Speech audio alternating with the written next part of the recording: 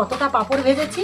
তো আপনারা তো জানেন যে আমরা দুটো তিনটি মানুষ, তিনজন মানুষ। আমরা খোকার বাবা খাবে, খোকা খাবে, আমি খাবো। নমস্কার বন্ধুরা, আপনারা কেমন আছেন? শুভ সন্ধ্যা। আমার জ্যোৎস্না ইউটিউব চ্যানেলে আপনাদের সকলকে জানাই স্বাগত।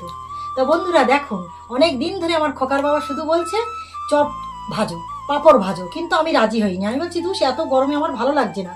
বলছে তাহলে ঠিক আছে, তাহলে আমি বাজার থেকে কিনে নিয়ে আসবো।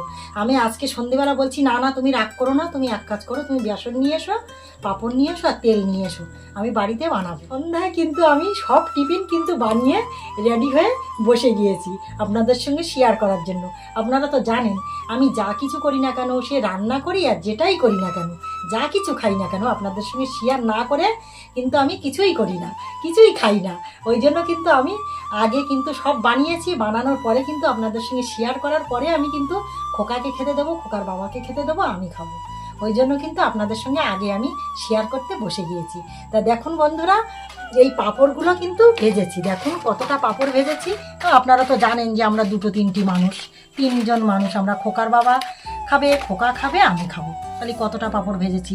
আর এইটা কিন্তু বেগুনির চপ। দেখুন বন্ধুরা, এইটা কিন্তু বেগুনের চপ বানিয়েছি।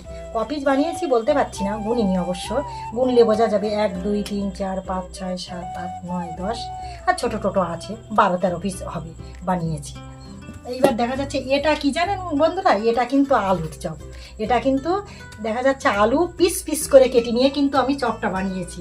দেখুন গাইজ, আলুর চপ কিন্তু অনেক রকম করা যায়। দেখা যাচ্ছে আলুটা সিদ্ধ করে কষে নিয়ে পেঁয়াজ রসুন লঙ্কা দিয়ে লবণ দিয়ে কষে নিয়ে কিন্তু ছোট্ট ছোট্ট করে দলা করে সেটা কিন্তু এরকম গ্লাসের ওপরে রেখে কিন্তু সেইটা বেসন মাখিয়ে তেলের ওপর দিলে সেইটাই কিন্তু বেশি টেস্ট হয়।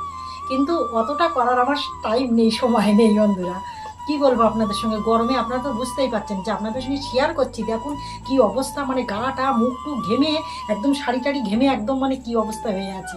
ওই জন্য কিন্তু এই আলুটা কিন্তু আমি পিস পিস করে কেটে নিয়েছি। কেটে নেওয়ার পরে কিন্তু এতে লবণ আর লঙ্কা আর হলুদ একটু মাখিয়ে রেখে দিয়েছিলাম। তারপরে কিন্তু বেসনের ওপরে দিয়ে কিন্তু মাখিয়ে নিয়ে তেলের ওপরে দিয়েছি, ছেড়ে দিয়ে কিন্তু এই আলুর চপটা বানিয়েছি।